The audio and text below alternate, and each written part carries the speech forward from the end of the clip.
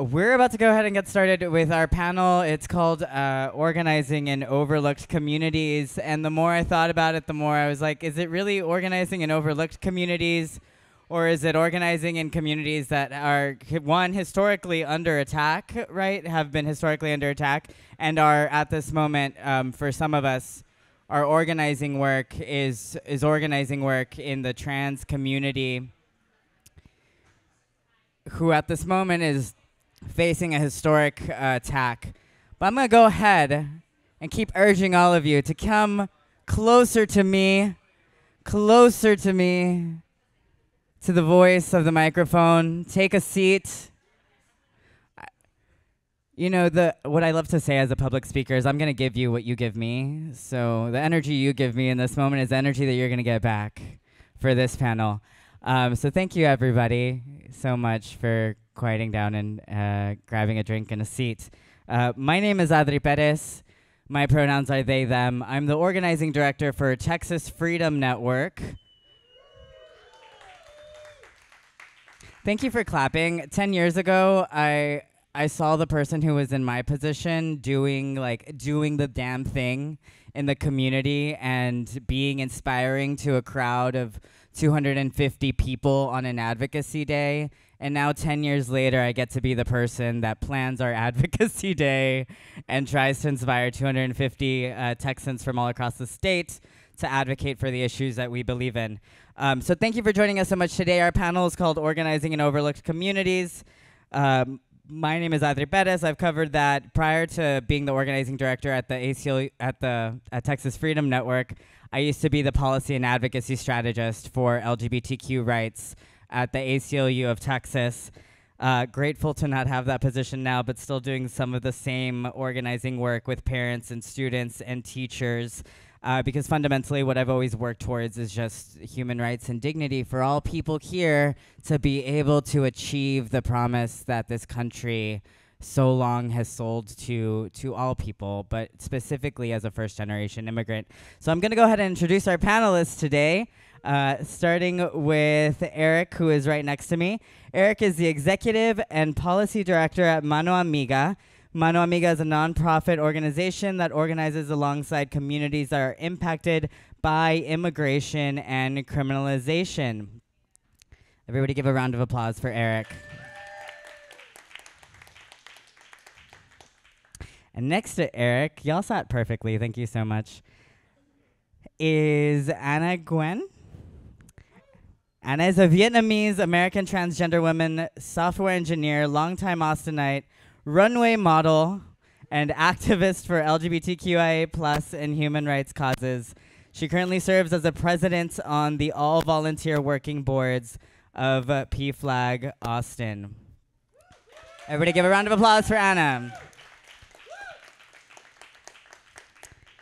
And next to Anna, we have B. Lynn.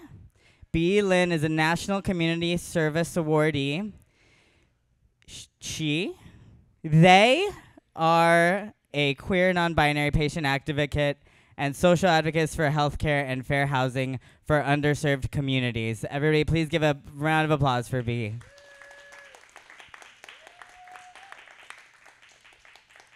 And last but certainly not least is Jazz Mills.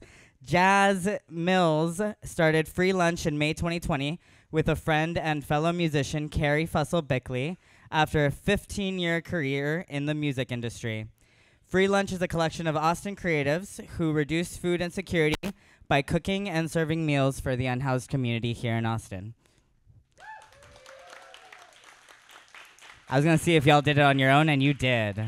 Thank you. We are building a culture of positive affirmations and encouragement. So to start, so each of you, including myself, do work in a very unique area. Could you talk about the characteristics of the community that you focus on organizing and what brought you to doing this work? Yeah, absolutely. So again, my name is Eric Martinez, and I'm the Policy and Executive Director with Mano Amiga. Mano Amiga is a nonprofit organization in Hays and Caldwell County. We have a vision of creating a corridor of resistance against racist, sexist, and anti-immigrant policies deep in the heart of Texas, along the I-35 corridor between Austin and San Antonio. In particular, we work with communities who've been impacted by criminalization or immigration. We work to amplify their experiences with local electeds as well as the general public and the media, and work with them to come up with mutual solutions to push for systemic policy changes. That looks like bringing the bail project here to Hays County and Travis County. It's the bail fund here that operates locally. The first only cite and release ordinance in the whole state of Texas. Most recently, we were the first city in the whole state of Texas as well to have our conservative council repeal police contract as it relates to police accountability. In terms of what brings me to this work here, growing up in South Texas, Corpus Christi, if there's anyone further South Texas than that, that's not quite South Texas, but to y'all it is. So South Texas, Corpus Christi, low-income family. Many of my family members have been directly impacted through their own carceral experience into the legal system. In particular, my stepfather, who's the only male role model in my life, he's who I consider to be my father, well before I ever met him, served time in prison when he was very young. And decades after I knew him, it still affected where us as a family could live, where he could work, and the type of opportunities we had. Going through primary school and the public education system, I witnessed firsthand, the profiling that resulted from his case history, and found it difficult to articulate to my teachers why I was late from school every so often because we were pulled over by police again. And so that is carried with me today. I would say that our community, where our primary office is in San Marcos, Texas. We are the mermaid capital of Texas. But there it is a unique community because it bleeds from urban to rural quite quickly. It is what we would call a purple community. It just most recently flipped blue, which was previously deep red. Again, C3, so not into partisan activity, but just for context. It's also a very low-income community, and it's a community that has been historically overlooked, and it's because you have these metroplexes of Austin and San Antonio there.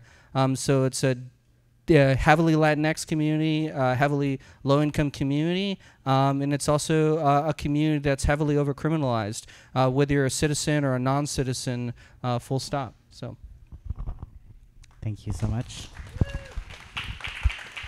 Hello, my name is Anna Nguyen, pronounced she, her, hers. I'm with, as Adri mentioned, I'm the current president of PFLAG Austin. Just a few words about PFLAG. You may know of it as, well, it used to be an acronym. It used to stand for Parents and Friends of Lesbian and Gays. But in 2014, given that the mission has expanded greatly to encompass the entire LGBTQIA+ community, the name was changed to be just a word. So now it's just PFLAG. So that's a tidbit for you to be, if you want to be the cool kid in the party and say, no, actually, it's not an acronym. It was started, we just had our 50th anniversary. Was started in 1973 by the mother of a gay man. She saw how, she saw the hostility and the violence that he faced out there in society at the hands of the police and of the community. So she wanted to get a group of parents of gay kids together as a way to help them support and advocate for their kids. So it grew from there. My involvement with PFLAG began probably a bit almost 10 years ago now. As Adri mentioned, I'm a transgender woman. I started my transition 10 years ago, and around that time I found the PFLAG Austin support group. PFLAG Austin is a chapter of PFLAG. And the support groups have been amazingly wonderful, beneficial, comforting, empowering for me. And so as a way to give back, I now volunteer as the president of PFLAG Austin. So PFLAG, the mission is to strive for a society that is just, fair and affirming to LGBTQI plus people. One of the most recent events you may have heard about is PFLAG National being one of the plaintiffs in the lawsuit against Texas's governor and attorney general and the Department of Family Protective Services, the FPS, to seek an injunction to stop them from investigating family with gender creative kids for child abuse. So that's still going on. But as part of an outcome of that, a judge has granted the injunction, and PFLAG member families are protected from this type of prosecution by the authorities. So my volunteering on the board, my way to give back, and it's also super rewarding work for me. So that's why I keep at it. So as part of my work with the ACLU of Texas a year ago, when Governor Greg Abbott issued his order and the Attorney General issued the opinion saying that supporting your transgender kid by getting them medically necessary care and attention was child abuse, we immediately jumped into action, filed one lawsuit, got an injunction in place, filed another lawsuit, got an injunction in place on behalf of every PFLAG member family. So now if you know somebody with a transgender kid or someone with a transgender kid in their family, if they become a member of PFLAG, either PFLAG National or a chapter here in Texas, they're automatically connected regardless of what way they go. They are protected by a lawsuit that was filed on behalf of the ACLU of Texas, Lambda Legal, and PFLAG to not be investigated by the Department of Family and Protective Services. And we have successfully protected now over 16 families from having those cases move forward and those investigations continue. So that's a really big deal, everybody. I can't imagine a better example of a crumbling democratic state than trying to take kids from loving and affirming homes, and that we were able to stop that and fight back is a really big deal. So I just want to say, before handing it back to you, thank you. Before B speaks, I'm B. I'm actually from New York, and I go by they, them, and I work in both the legal and medical space. I started off my journey in domestic violence and victimization, and then the medical system tried to kill me before I came out as non-binary. And if you can imagine, the medical space is not kind to women. And then I found out the medical space is even more unkind and more unwelcoming and dangerous to BIPOC, queer, and trans individuals. So I left the legal space for a while and went into working with women in the endometriosis and gynecological space, or all individuals, which is the push we're pushing for. Unfortunately, the space I work in doesn't have a lot of groundwork because I founded an organization that lost its funding called the Endometriosis Crisis Connection, and we were dealing with people who literally were going to commit suicide because they could not get the medical care they needed. And those were the people that were being told that you should just advocate better for yourself. So that's where I come from. That's the place I work in. I work with activism on TikTok. I work in the field. And I work at changing the narrative and the paradigm around disabled activism, because we still have in this space the idea that if you can't march, you're not an activist. Or if you're at a march, you're inspirational. Neither are true. And we have to change that narrative around the ableist language. And while my day job still kind of works in domestic violence and victimization, it is my hope to bring the kind of resources that I see every day for these individuals into the medical space, specifically for example, trans men who are trying to get gynecological surgery, which in the state of Texas, they cannot. So that's where I come from.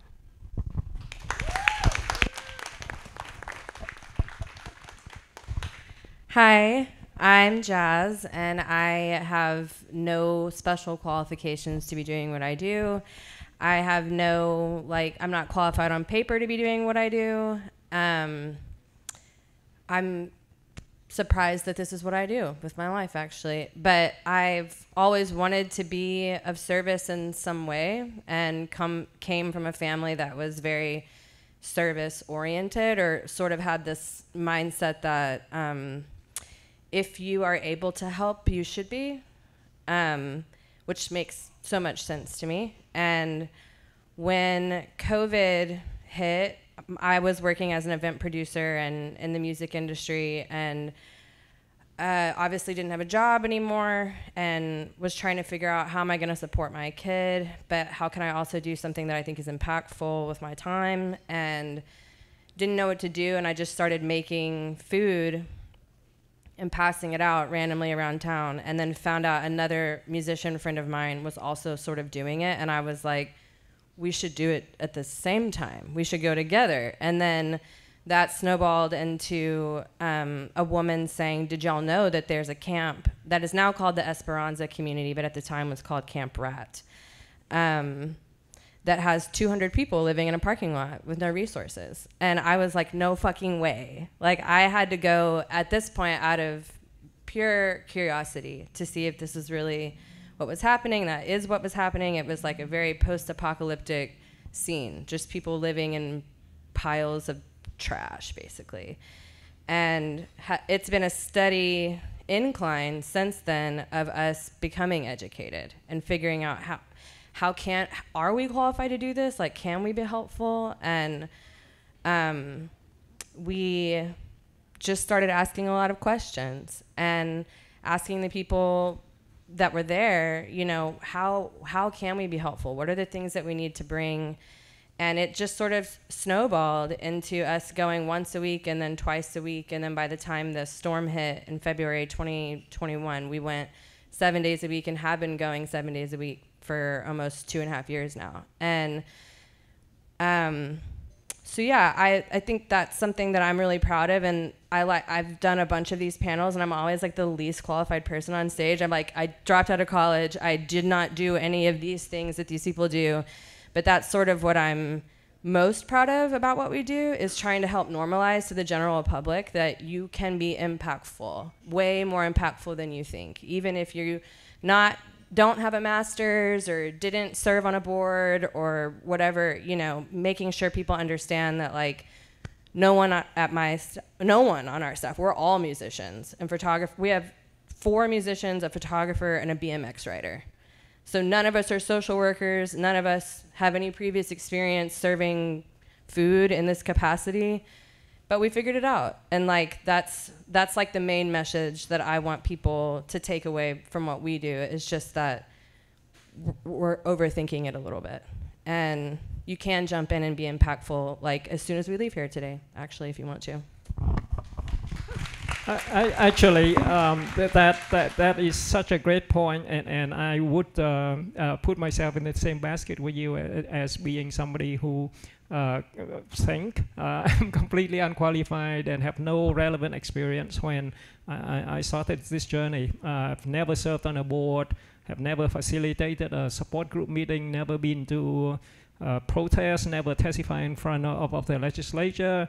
But I think that's what makes the best activists, is that when we feel the enthusiasm and the drive, and when we feel that we have a stake in bringing this society and this world to a better place, regardless of our qualification, I think that's what will make a really great activist or organizer, because at the end of the day, it's my enthusiasm and my engagement and what I get out of this that will keep me going. It's not that I had been to school to be a social worker or a political science person, but that I see the difference I can make, and I know how this makes me feel, and I think that's what keeps people going the longest. Thank you for saying that. I'm reminded of two things that I want to bring into this space. One, has anybody here read Adrienne Marie Brown's Emergent Strategy? No. There's like 4 hands, y'all. If you haven't read it, you should. It's a pretty good set of guiding principles. One of which is that we spend entirely too much time prepping when we should be spending more time doing. Much like the example in the previous panel, doing those town halls and getting community feedback and input will get you in the right direction. And to plan an event like that is really just to find a space and then create a space for listening, and from there the work kind of guides itself and comes to you. Another one that I'm reminded of that I think about a lot, because I started out in caring about the planet by doing mountain cleanups in El Paso, is the quote from the Lorax that says, unless someone like you cares a whole awful lot, it isn't going to get better. I forgot the second half of it. But it comes down to like people caring to take action and get motivated. So the next question we have is going to be a downer, but we're going to leave you on an up note. What are some of the challenges that you as panelists in your individual areas of work face in bringing attention to gathering resources, whether that be people or money or spaces, to address the needs of the community that you're working with?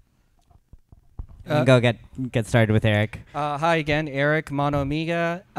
In terms of challenges that we face, again, not an attorney, only an advocate. But we maintain correspondence with people who are detained in our local jail in Hays County. Very early on, we did deportation defense campaigns to help free people from deportation proceedings. And, at that time, we were an unincorporated grassroots community organization of, I'm still young, but I was far younger back then, 6 years ago, and, working at a call center and doing these things in the free time.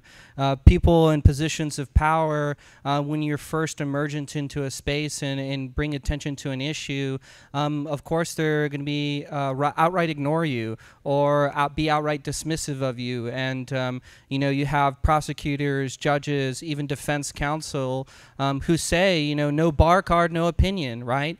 But here we have, most people in jails in the United States and in Texas in particular are what are called pretrial detainees. They're legally innocent individuals who've only been charged but not convicted of a crime for which they're accused. They're simply there because they are too poor to afford their bail. We have a wealth-based detention system in America. You can have 2 people accused of the same crime, but because one person has access to wealth and another person doesn't, one person gets to go free. But I also want to say, for people who are serving a sentence, the state will use the threat of incarceration as leverage to get them to come up with a plea deal. And so, when we have this idea, this supposed tenet of democracy, that you are innocent unless proven guilty, you'll hear a lot of attorneys, you hear it on TV all the time, that you are innocent until proven guilty. And the presumption is that you will be proven guilty, right? But the reality is that you are innocent unless proven guilty. And when we connect with people who have been detained pre-trial for 4+, 5+ years without having their day in court, you see, you can see via attorney visitation logs and all these things that Information Act requests.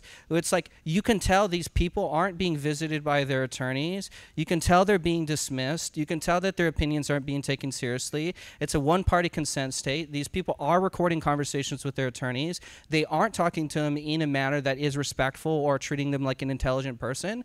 And so the reality is that the courthouses are the people's house, right? And that there is this lack of transparency and attention into our legal system, and it's a mechanism that is used for disenfranchisement. So I would say that one of the greatest challenges that we face is almost everyone else, right? I mean, defense counsel, prosecutors, judges, commissioners, politicals, people with positions of power almost never really want to earnestly listen to the people who are going to the legal system themselves. And we see ourselves as an advocate to amplify the experiences of those people, because when they aren't listening, we're going to show up and we're going to shout, and we're going to be the boom mic to these people's experiences. So it's all of that plus funding. You know, like most progressive nonprofits in Texas are contingent on foundation grants, but those foundations come with siloization, work on criminal justice reform, work on immigration reform, right? But the reality is that the person who is on, you know, the street, you know, people have a real problem with the visualization of poverty. You know, you see that in Austin, where people are uncomfortable with people camping out in the streets. And the reality is that, you know, it is a holistic mechanism. This person needs housing and mental health treatment, access to good education and health care. But the way that the system is set up, it's saying, you're doing really great work, you know, get that person out of jail. And then that's the end of the story, right? And then you got to hope that there's some other nonprofit that is somehow connected to that funding stream that is going to be working in that siloed field.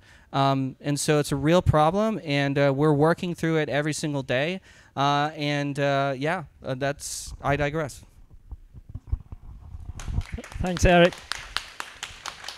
Yeah, I got to agree that and there's also a huge inequity between the various communities that face well, just arrest. I have first-hand experience of the difference in treatments of somebody who's more privileged, maybe of a demographic that's traditionally not oppressed, versus somebody who is in a marginalized community. So the inequity is definitely something that needs to be addressed. The challenge that PFLAG Austin specifically, and actually, as an aside, I'm an organizer of the TGQ Social, which is a monthly social gathering of gender diverse people here in Austin, very well attended for an event in the gender diverse community. We have anywhere between 60 and 90 people attending every month. And the problem that PFLAG Austin has, as well as the TGQ Social has, is diversity. We have 4 support groups. PFLAG Austin has 4 support groups, and I try to go to all of them. And when I look around the room, it really bothers me that the attendees, the demographic is fairly monochromatic, and we try to reach out to make it more diverse. And I have no idea what the answer is. In fact, this was a question that I would have liked to ask some of the panelists of the previous panel, and that is how to increase engagement by members of minority communities. PFLAG National has gone a good way in improving that.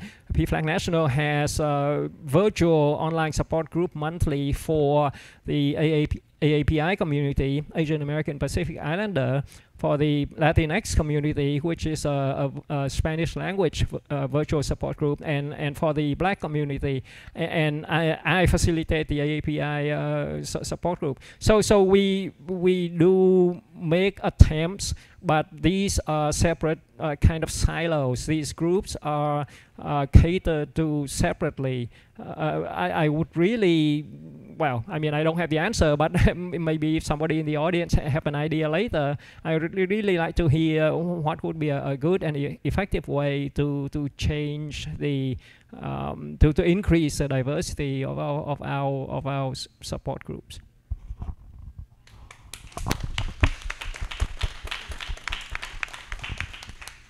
So when it comes to medicine, that's another system, and I think we forget about what goes into an entirely different system that has challenges. If I had 3 years, I could probably list all the challenges that we go into, but it's very similar to what my other panelists have spoken about. It's the intersectionality and the social norms that already exist. So the way that I would explain this is, when we even give visualization to the individuals who are experiencing these hardships, they're fake claimed. Fake claimed is the idea that anybody that speaks about their disability or raises money is just faking it for attention.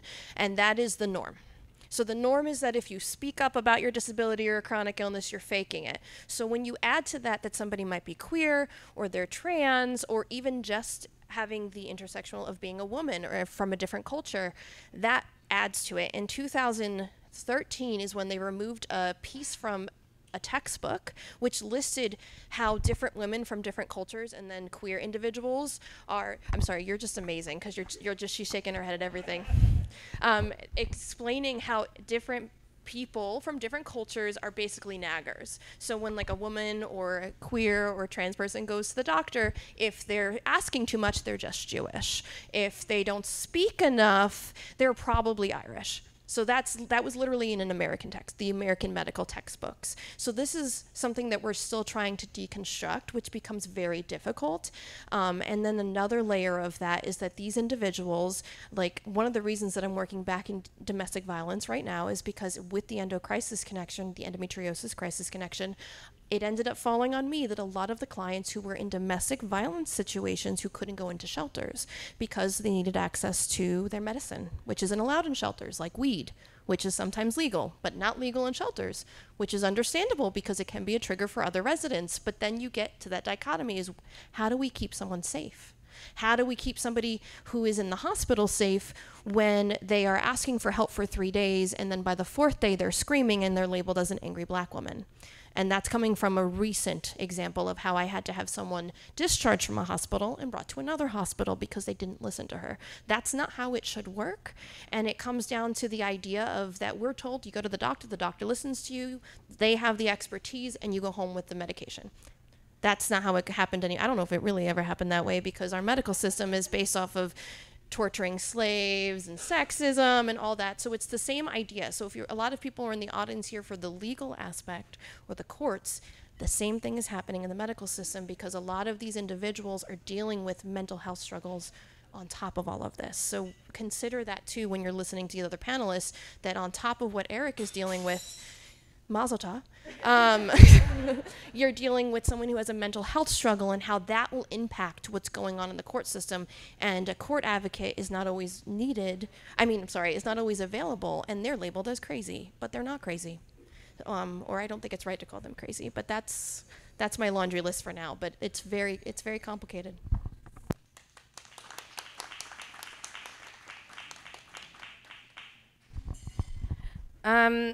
I had sort of an advantage when I started freelance because I had a career as a touring musician for about a decade, and your goal as an artist is to sell yourself in this way that is like there's all these other people that sing, but like but I really sing, like you really gotta watch me, and that you're faced with this problem that over time you've already told people you sing, what else can you say, and that you're kind of faced with like having to constantly rebrand yourself or put yourself out there in this visual way so that you don't have to be like, hey, remember I sing, I told you about that last week, but I still sing. So like it's the same way that I decided to approach freelance, which was like, I don't think there's anything I can say that hasn't already been said. I'm trying to step into a realm that is handling an issue in our society that has been going on since before I was born, and I'm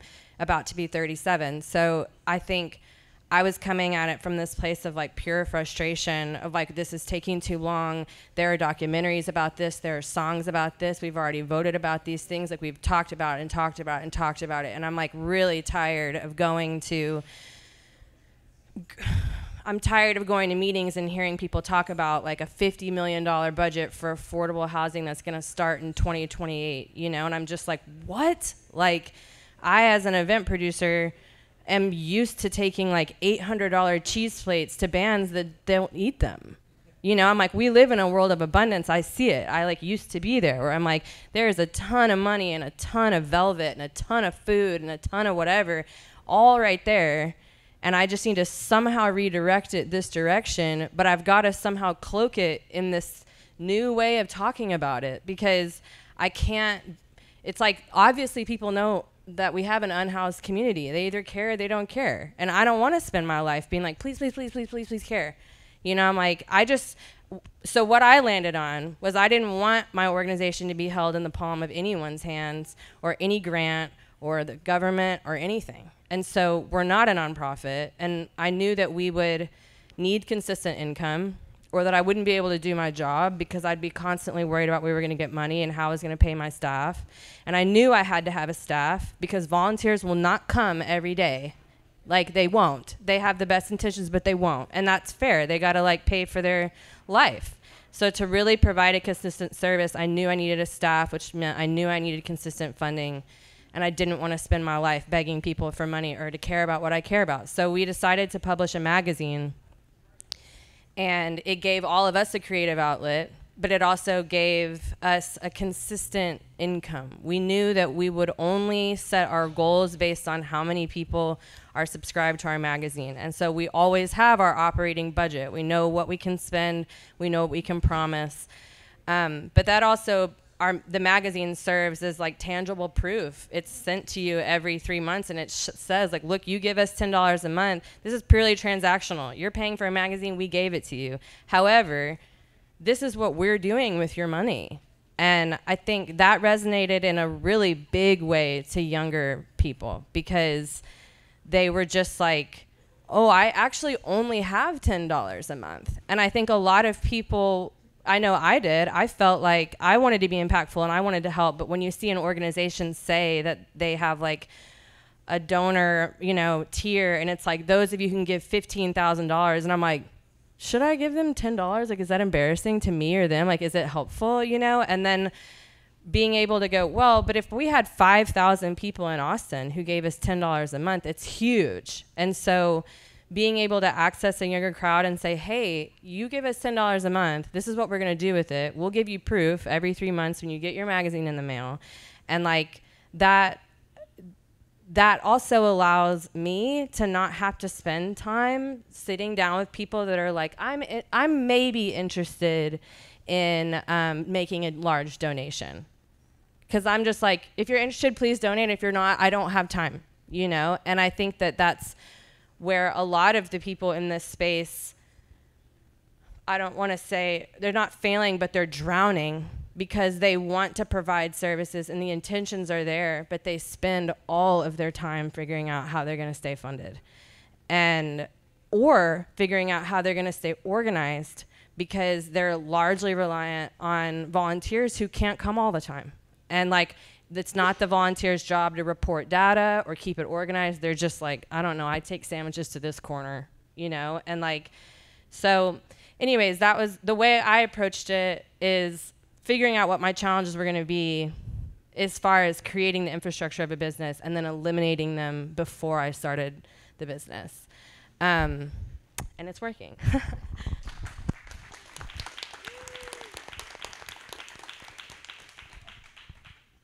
You kind of already answered the next question, which was to tell us about a time that you found an innovative way to do organizing work within your community, a time that you found success in doing it.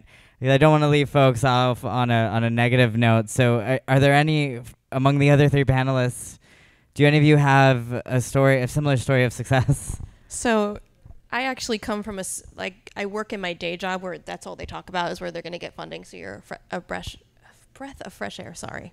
But this is going to sound so funny, but I raised money on TikTok by rapping. And that's actually why I'm here and how I got pitched to be on this panel, is because I've burnt out, but I have 50,000 followers on TikTok because I started saying raps about what was going on to patients in the medical system. So it's about, for me, it was about finding a creative way to start telling truths. So that's what really I feel like gets people to identify or realize what's going on, is by seeing the truths of what's going on in these different communities.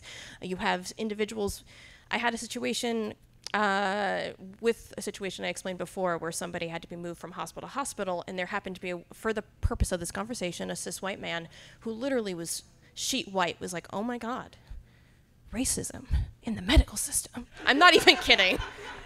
And the patient was like, this is my everyday. And I'm so glad that she was forceful with that. But that doesn't happen every day. That you don't get to actually see that. So that example was wonderful for him, but we need that on like a mass scale to bring that identity without judgment to those people, to be like, racism in the medical system, here's a rap about it. So that was a creative way that I as an individual did it, and I think that that could be I know the next panel is about the digital age. I think the digital age could be very powerful in how we get funding and how we get these conversations to be started in a very positive way.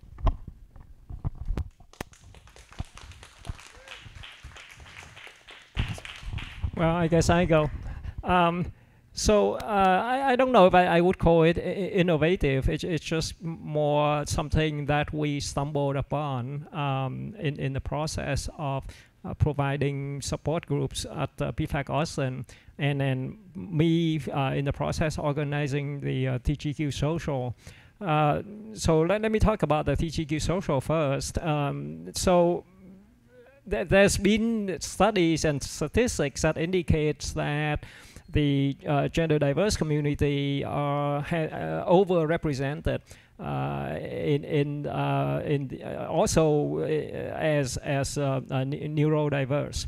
So as a result, we have more people coming to the TGQ Social who are introverted, shy, have more than a bit of social anxiety, and nothing gets in the way of a good, fun, empowering, comforting social event than people standing by themselves and not knowing what to do, not knowing who to talk to. So I decided to make sure that all the organizer of the social knows that we are not just organizers, we are ambassadors, we are greeters.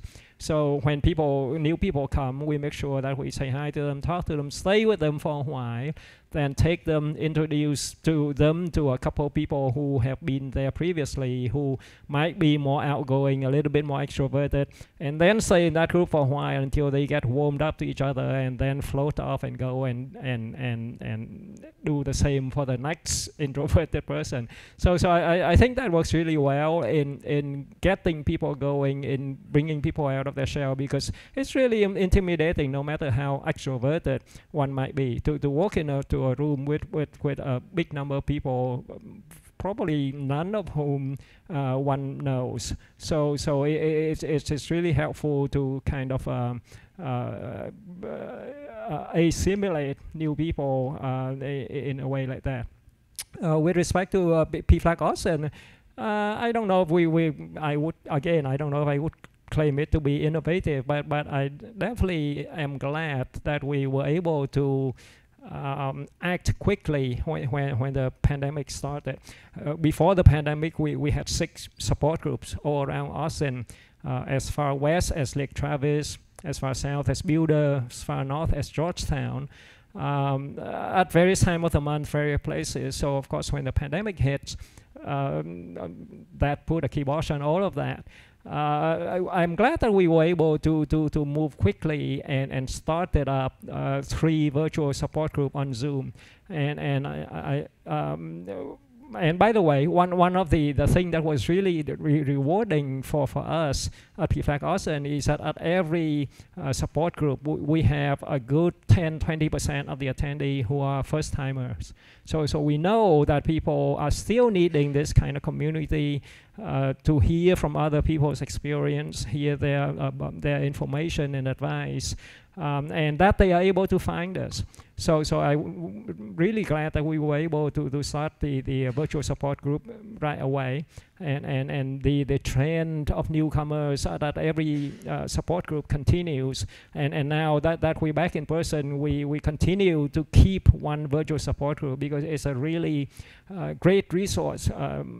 Many people have issues with scheduling challenges. Maybe employment, transportation, childcare, whatever that makes traveling to one of our support group maybe a little bit challenging. So having a virtual support group is something that makes it a lot more accessible, and that we're able to continue to provide that kind of resource to the community.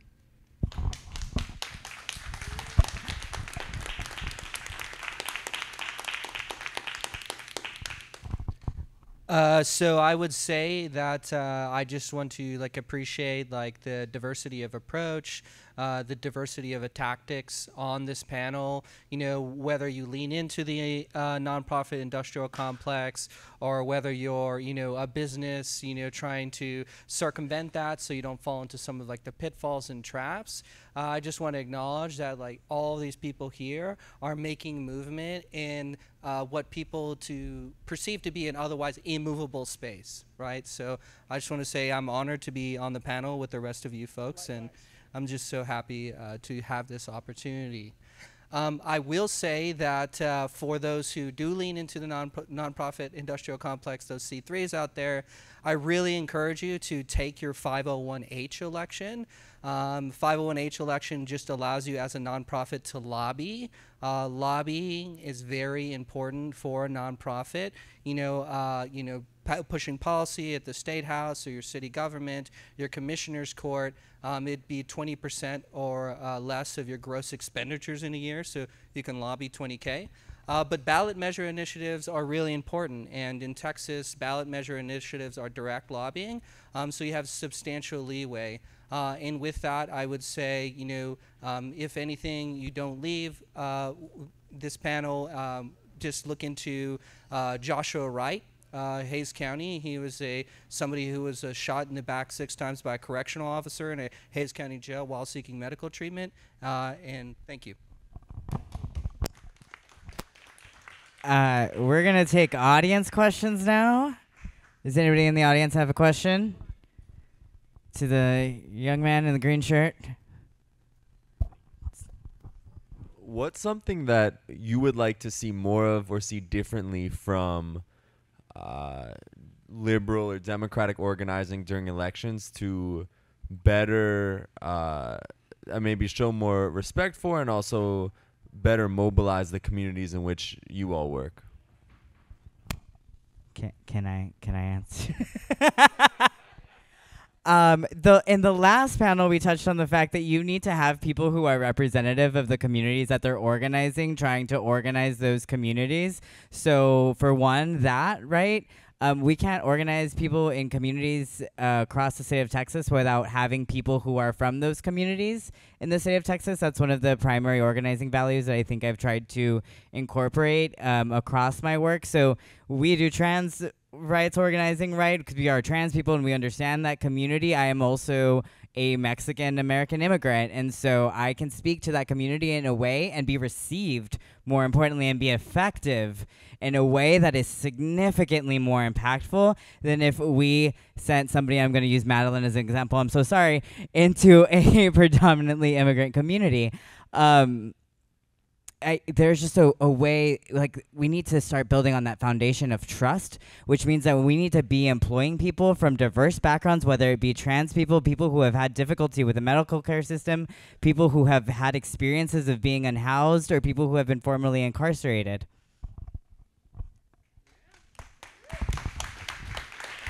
One more question. We got time for one more question. May I? Oh, yes. Yeah.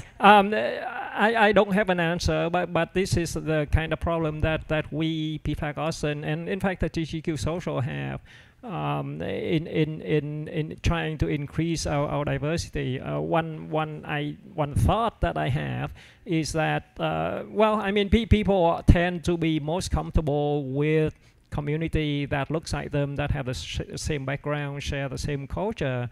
So one possibility is to have in the leadership, and not just as figureheads, but active shot calling roles, members of the community that we want to reach out to. I myself, as a Vietnamese American, if I see a Vietnamese person, Vietnamese representative on a caucus in the House of Representatives, I would feel more represented, and I would feel that this has something to do with me, that I could this is an effort that I could join. So I think, but of course that's the really hard problem, and that is to reach out and to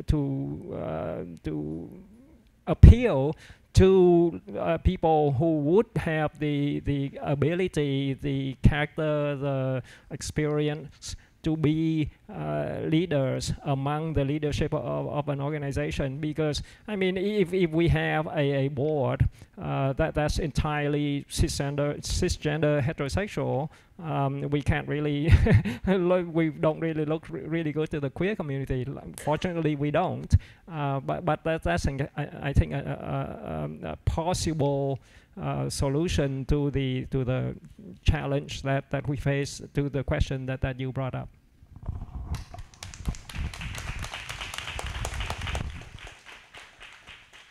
Y'all had put your hands up and then you put them down. If you could put your hands back up.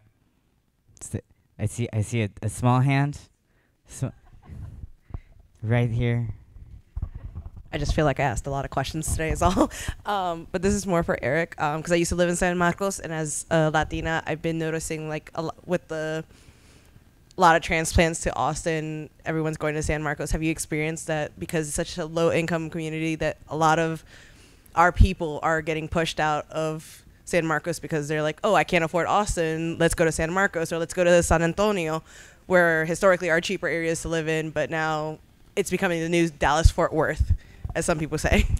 Oh yeah, absolutely. Housing affordability, it's insane here. It's in San Marcos. It's getting, more ridiculous. It's a university town, so folks can pay for it with their student loans or support from their parents. But generational, San Marcans who live there. I got an Uber driver, and he says that the property was passed to him, like 30 years ago, but now he works to do Uber driver just to pay the taxes on his house, right?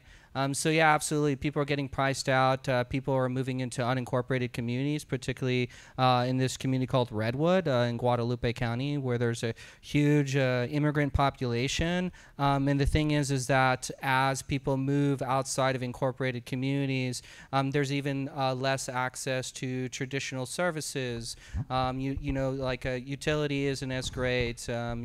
Trash pickup isn't as great. The infrastructure for transportation isn't as great. And so what you see is really a huge organizing opportunity, because the people power are there, but they feel that the traditional political paradigm, people don't care about them. I think another panelist mentioned showing up right before election day, right? Like the politicians parade through the community, right before election day, and then it's like, what then, right?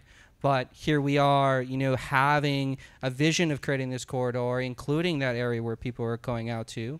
And so we aren't just giving people something to show up to vote for at the ballot box, which is important. We're letting them know that you can show up to your city council, you can show up to your commissioner's court, whether it's in this county or that county. This is how you do it, because the reality is that someone spoke to this abundance of wealth that we have in America. And it's true through our city and county governments. You can just look in year out, and your police officers are becoming end-all be-all for everything. If your kids are skipping school, it's a police officer. If you need a mental health outreach person, it's an officer. If you need a homeless outreach person, it's your officer. You have officers who are dealing food insecurity stuff, and it's just not going to work. We've been in mass investing in the mass incarceration system for 50 plus years, and we know that it's predicated on a system of disenfranchisement. So yeah, absolutely, people are being priced out, and we need to take back the budget, defund and divest and invest in things that make us safe. Because even I think it's important to have a conversation about what keeps us safe, right? And so that's what the right wing is so great about talking about. It's like, they're coming to take away your civilization, they're coming to take away your society, they're releasing all these violent people back into the community, your daughters, your children are going to be so unsafe. And when you really think about it, at the point at which you're calling the police, they're responding to a call where harm or the perception of harm has occurred or someone is uncomfortable, right? And that speaks to a larger question, is like, how do you even prevent that call from being done in the first place? And it's things like, you know, like safer communities, of course, like public education, indigent healthcare, access to job, transportation, and all that money that could be going there is going to police's budgets. So yeah, thank you for the question. I'm getting hand signals from Brian to indicate that our panel is over. So everybody please give one more round of applause to our panelists.